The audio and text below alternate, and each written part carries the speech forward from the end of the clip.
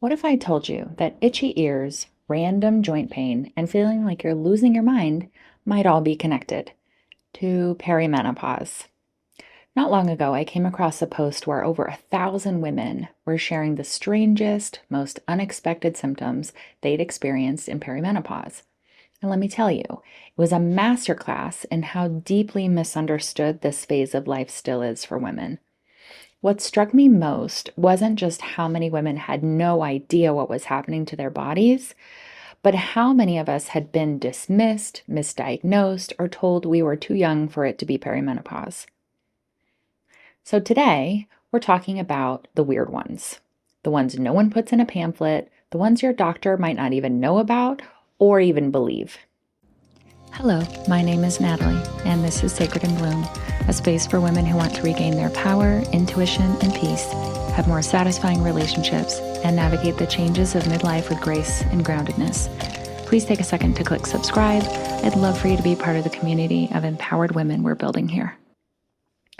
Let's start with the timing.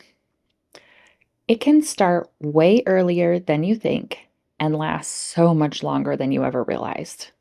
Many women in the thread said they started noticing symptoms in their mid-30s. One woman said it felt like a switch flipped on her 37th birthday, and yet when they went to doctors, they were often told they were too young or they were just stressed. But perimenopause can actually begin 8 to 10 years before your final period, and for some women that means symptoms showing up as early as 35. In hindsight, I started having symptoms around 38, but I didn't really figure it out until a few years later. Many women also don't realize that the perimenopause, potentially the most hormonally turbulent part of your life, can last 2 years or for more than 10. I think I'm around 9. Next, itchy ears. Yes, really. This came up over and over again. One woman said she thought it was allergies. Another went to a dermatologist 3 times before finally realizing it was hormonal. So what the heck is happening? Estrogen helps maintain skin hydration and collagen. So when estrogen drops, the skin becomes thinner, drier, and more prone to irritation, literally all over your body. This apparently includes the outer and inner ear canal. Hormonal changes can also affect your histamine response, your immune system, and make you more reactive to allergens. You can pick up new allergies, or it can make you become more susceptible to fungal infections, yes, even inside your ear. Lower estrogen can also affect your body's ability to regulate your ear pressure, which might be a source of that weird tickle. Next is joint pain that feels like you've aged 30 years overnight. Several women described waking up barely able to move. One said the joint pain was so intense she couldn't function until she started hormone therapy. And then, almost magically, the pain disappeared. My experience of this was that as soon as my feet touched the floor in the morning, they hurt. Not the soles of my feet. It was like I had developed some weird arthritis in my bones of my feet. After 20 or 30 minutes, it would generally fade, but it was every morning and it was painful. My doctor didn't have any ideas and didn't do anything about it because it went away. We thought maybe it was my thyroid since I'm hypothyroid and it can be associated with joint pain, but my thyroid levels were fine. About 6 weeks or so into MHT or menopausal hormone therapy, I stopped having the sore feet and joints. Crazy periods and phantom cramps is next. Some women reported getting cramps even without bleeding, or bleeding so heavily and unpredictably they couldn't leave the house. Others said they went months without a period, only for it to come back with a vengeance, and they would bleed for a month. I mentioned this in a previous video, but I'll link it here. I think a lot of women just think perimenopause means missed periods. The unfortunate reality for many women is that it means your periods go haywire. It can be bleeding heavier than normal, lighter, more often, less often, or other cycle changes like bleeding multiple times in 1 month with no rhyme or reason, and then not for 3 months, and then bleeding for a month straight, like I said. It can get pretty wild. Next is heart palpitations, increased anxiety, and panic attacks out of nowhere. Imagine waking up at 3 a.m. in a full panic, heart racing, unable to calm down, with no clear reason why. This is a reality for so many women, and it's not just anxiety, it's hormones. This was actually my first clear symptom looking back. I started having panic attacks that sent me to the ER several times, just to be told I was fine. I had never had a panic attack before, so I just thought I was dying. I also started getting random heart palpitations and got to know my cardiologist really well for a couple of years. I wish someone would have said, "Hey, everything looks okay with your heart. This could be hormonal. Are you having other symptoms of perimenopause? Have you considered trying MHT?" But that didn't happen. I only made the connection when they stopped about 6 to 8 weeks after I got on hormones. From my research, this happens because when your estrogen drops, your body starts pushing cortisol, your primary stress hormone, to try to compensate. I suffered for 2 to 3 years before figuring this out, which is part of why I'm telling you now, so hopefully you can catch it sooner than I did, if that's what's happening. Next is cold flashes. This one is so weird. Everyone talks about hot flashes, but cold flashes? Bone chilling, shivering, can't get warm even in a bed, cold. And yes, this one's hormonal too. So what's happening? Estrogen helps regulate the function of something called your hypothalamus. That's the part of your brain that helps regulate body temperature, sleep, hunger, thirst cues, nervous system balance, and more. So it doesn't just give you hot flashes when it's out of whack, you also get cold flashes. This is like so cold, even a hot shower followed by hot tea and a full body footy pajamas and a heated blanket, and you still feel like you can't get warm. Unlike hot flashes, which tend to last on average for 1 to 5 minutes, I've had cold flashes that last 20 to 30 minutes with cold hands and feet that linger for even longer. Next is the mystery of the disappearing body parts. Several women in this thread commented that their labia minora or clitoris shrank or changed shape. I've noticed this has been popping up more and more on social media lately, but it's not one I had actually ever heard of prior to the last couple of months. Is this real? Yes. Estrogen loss can absolutely lead to not only visible changes, but also changes in sensation. Remember, when estrogen drops, your skin becomes thinner, drier, and more prone to irritation. It really is everywhere. A topical estrogen cream can help treat and potentially prevent this, and it should be fine even if you aren't a candidate for full MHT. But talk to your doctor about this, especially if you're noticing dryness, changes in sensation, or if your skin seems to be thinning. Some signs of this can be pain during sex, visual changes, irritation, even urinary changes. This leads well into the next one. Dry everything. Not just vaginal dryness, eyes, mouth, skin, hair. One woman said she stopped producing tears and saliva and ended up with multiple cavities because of it. It's all connected to estrogen and how it regulates moisture in the body. I live in Colorado where it's already pretty dry, but I've noticed that I have to constantly keep hand cream, eye drops, and lip moisturizer in my purse now. Getting on hormones helped, but I definitely have found I need to use a barrier cream like CeraVe Healing Ointment over my regular skincare products at night. If you want something more plant-based and less greasy, you can look into Weleda Skin Food, Egyptian Magic, or squalene oil. I have a body oil I like from Luna & Co. Soapery that I use at night, and I make a ritual out of it. Next, we have ADHD and neurodivergence intensifying. Multiple women shared that perimenopause made their undiagnosed ADHD symptoms impossible to ignore. Executive dysfunction, memory loss, emotional reactivity, and sensory overwhelm were suddenly front and center. For some, it led to a diagnosis, me included. For others, it made daily life feel unmanageable.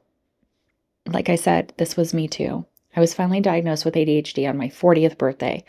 I definitely notice a huge improvement in symptoms now that I'm on MHT, and I've also found some supplements that help with brain fog, mood changes, and fatigue. I did a video on those I'll put here for you, and it's not just for people with ADHD, so go check that out. Next is hair chaos. Hair falling out on your head, but growing on your chin, totally normal. Eyebrows going wild or disappearing, check. One woman said she lost all the hair she wanted to keep and kept the stuff she didn't. Hormones can completely change your hair texture and distribution. My hair somehow got wavier, and I feel like I was losing more hair than normal. And some women think that getting on hormones actually causes hair loss. My doctor verified for me that sometimes you may have an initial period that feels like you have more hair fall when you start hormones, but it's because your hair growth cycle can get a bit funky. It eventually stabilizes and actually protects your hair. It doesn't cause hair loss. I personally decided to start oral minoxidil, red light therapy, and scalp massage. And although it took several months, I am happy with my hair growth at the moment. Next is dizziness, tinnitus, and circulatory weirdness. This came up more than I expected, and I personally have dealt with BPPV, which is a type of positional vertigo that seems to flare when my hormones go out of whack. Many women describe a strange inner ear instability, almost like they're walking on a boat or suddenly losing balance when turning their heads. Tinnitus, ringing or buzzing in the ears, can also spike, likely due to changes in circulation, inflammation, or even estrogen's role in the auditory system. Some women also developed Raynaud's, which affects circulation in your hands and feet, causing them to go numb or turn white in the cold. These seemingly unrelated symptoms all connect back to the way hormonal changes impact the vascular system, nervous system, and your sensory perception, reminding us that perimenopause doesn't just affect reproduction or mood, it is your whole body. Next, let's talk about mood swings, rage, and the I don't recognize myself moment. One of the most heart-wrenching comments I read was, you wake up one day and you don't recognize yourself in the mirror. I suddenly felt like I looked like someone else. That hit me. And so did the ones about irrational rage, zero tolerance for people, or feeling like your brain had just left the building. And finally, the most shocking and infuriating experience of perimenopause that women weren't expecting: medical gaslighting. So many women shared stories of being dismissed, misdiagnosed, or told it was all in their head. Some were described antidepressants without any discussion of hormonal changes. Others were told to just exercise more or lose some weight, as if that alone was going to fix anxiety, brain fog, heart palpitations, or the feeling their body no longer made sense. One woman was told she was simply too young for menopause and was sent home with no answers, despite experiencing textbook symptoms of perimenopause. What she really needed was a doctor who understood what to look for, how to treat it, and how to listen to their patient. This isn't a rare story. It's a systemic issue. Midlife women are often treated as unreliable narrators of their own bodies and our experiences, and frequently minimized or pathologized instead of understood in context. So here's what I want to say out loud and clear. You're not crazy, you're not broken, you're not alone. Hormonal shifts are real, and they touch every system in your body: your nervous system, your immune system, your metabolism, your circulation, your joints, your sleep, and even your sense of identity. When your hormones change, everything changes with them. You're not imagining it. You're not weak. You're going through a profound, multi-layered transformation, and you deserve informed, compassionate support every step of the way. If you've experienced any of these weird symptoms, or ones I didn't even mention, drop them in the comments. Let's create the kind of conversation we all wish we'd had years ago, and give a heads up to the young women who aren't quite there yet. Later this month, I will be addressing how perimenopausal changes can affect your relationships, as well as providing more meditations and nervous system healing guidance. So be sure to hit the subscribe button. It really does help me out. And it's free. If you're struggling to navigate things right now, I hope you know you're in the right place and feel supported by my content. I've recently created a Patreon as a more private space for us to connect in a deeper, more supportive way. It's a space where we can talk honestly about some of the harder things, like midlife transitions, burnout, relationships, intuition, and personal growth, without the pressure or noise of social media. Inside my Patreon, you'll find things like ad-free versions of my guided meditations, somatic practices, journal prompts, exclusive content I don't share anywhere else, and a place to ask questions or share your own reflections. For those who want more connection and a sense of community, it's also where we're beginning to build a circle of women supporting each other through real transformation. You don't have to go through this alone. If being part of something like that feels good to you, I'd love to have you join us. There are lots of things available when you join at the free level, or if you want more, I have a couple of tiers with expanded offerings. I'll put the link for you below if you want to check it out. No pressure. It's come to my attention that YouTube is starting to run ads during my meditations and may add more of them in my future videos. It might even be this one. I need you to know I don't have any control over that as a newer creator, but I do want to do whatever I can to make sure you have access to my content in a way that serves you. plus some extras for those of you wanting to go deeper. So that's why I set up the Patreon. I want to close with this. You are sacred, you are powerful, and your story matters. Thank you so much for being here.